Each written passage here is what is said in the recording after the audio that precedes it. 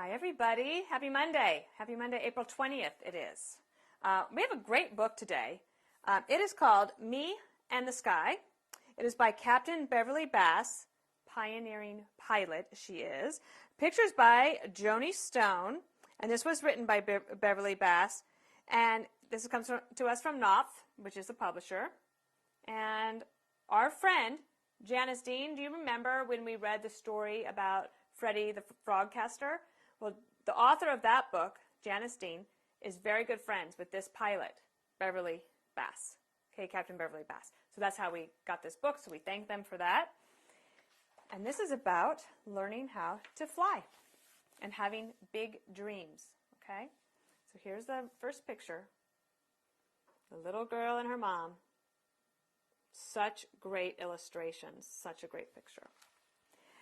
This is a story that begins with a stubborn little girl with one thing on her mind, flying. She would climb up on her family's washing machine and jump off, her arms outstretched like wings. She fell and bruised her knees, but she climbed right back up and tried again. Her name is Beverly Bass. When Beverly was a baby in a stroller, she squealed and reached with both hands for airplanes flying overhead.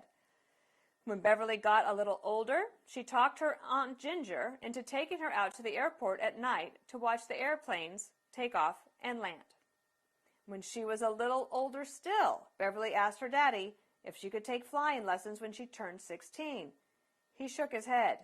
He was sure that flying was only the passing fancy of a little girl with a big imagination. There she is.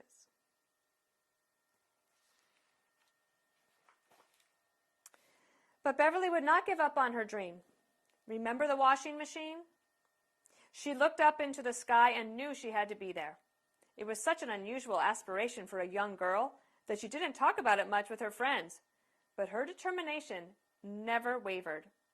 When she was 19, Beverly decided she could wait no longer. She drove herself to the airport and signed up for flying lessons. So she followed her dream. She never wavered. To waver means to be indecisive, to not be sure which way you want to go. She always knew she wanted to be a pilot. Beverly had been flying in airplanes since she was little. Just walking into the small airport terminal in her hometown of Fort Myers, Florida, got her heart beating fast. And when the engines revved and the propellers whirled and the plane began rolling down the runway faster and faster, Beverly's heart swelled up so much she thought it would burst. Boy, she really loves to fly. She loves airplanes. Her heart was pounding the day she climbed aboard the small trainer plane for her first flying lesson. She had no idea her instructor was going to let her hold the controls. She wrapped her hands around the yoke. At last, she was where she had dreamed of being all her life, in the pilot's seat of an airplane. And that's what it looks like when the pilot is at the front of the airplane. It has the controls in front of him or her.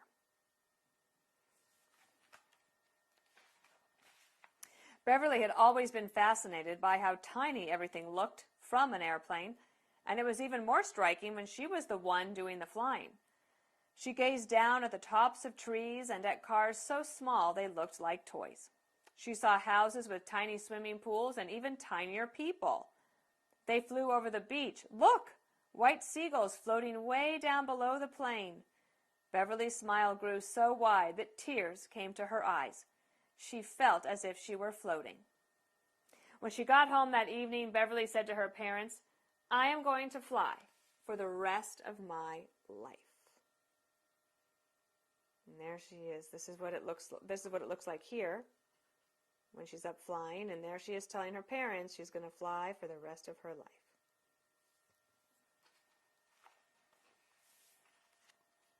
She was a natural, fearless, confident, and eager to learn.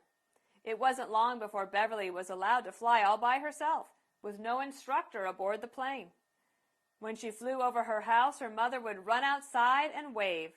Her parents were very proud of their daring daughter.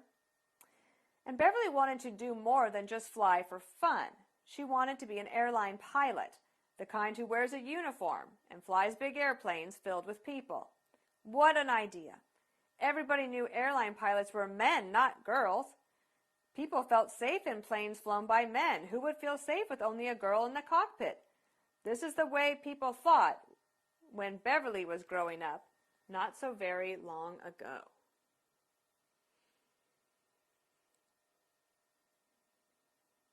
That's her mom waving to her. But Beverly was stubborn. Remember the washing machine? She kept taking lessons until she got the licenses she needed to fly cargo. She took jobs that men didn't want. She took jobs that men left behind when they got better ones. And in this way, she too moved on to better jobs, like flying private planes for businessmen. Again and again, Beverly proved that she could do anything men could do. She showed people that it doesn't take big muscles to fly airplanes. It takes brains and determination. And she had plenty of both.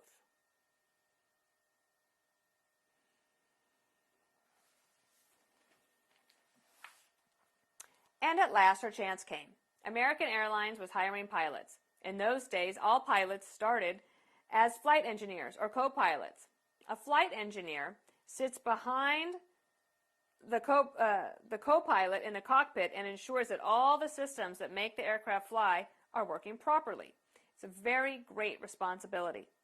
Very few women in the United States had held that position.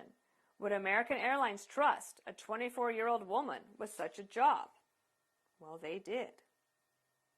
They trusted her.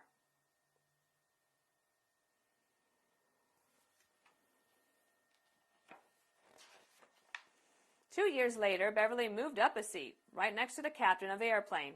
She had been promoted to co-pilot and was now one of only a handful of women in the United States who were first officers aboard a major passenger carrier. And there she is as a co-pilot.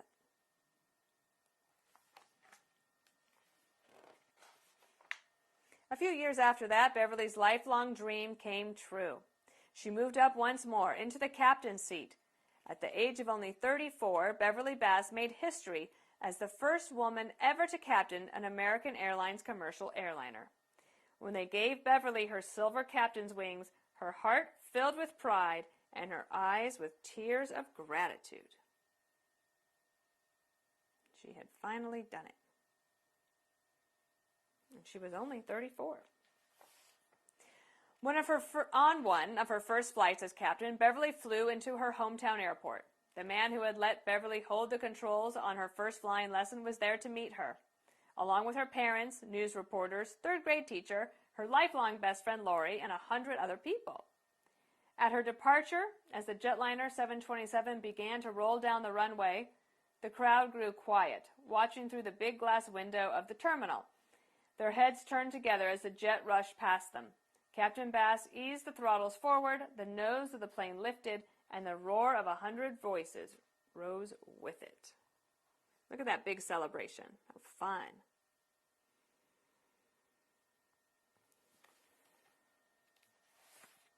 The little girl who used to jump off her mother's washing machine grew up to make history. She was the first female captain of an American Airlines B-727 and then of an American Airlines B-767. She was the first female to captain an all-female flight crew for American Airlines and was also their first female Czech airwoman, teaching other pilots to fly their big aircraft.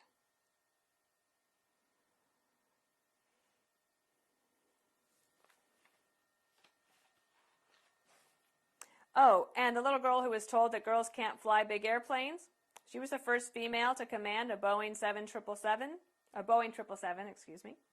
That's the largest twinjet in the world for an airline. Never let anyone tell you that you can't, Beverly says. Can't is the worst word in the English language. Believe in yourself and know that you can do anything you set your mind to. Beverly's life teaches us that dreams can come true, but not by wishing. Dreams come true through hard work and determination. Her message is simple. No dream is too big. Dream big and soar high. And there she is, Captain Beverly Bass. She made so much history and achieved her dreams. Maybe some of you think you want to be a pilot one day. And you could take this story about Beverly Bass as great inspiration for something that you might want to do in the future. But no matter what you want to do, that lesson is a good one. Work hard, be determined, take those jobs that nobody else wants, always working hard, and you will succeed as well. All right, that gets us going on our week here. Happy Monday, everybody. Be good. See you tomorrow.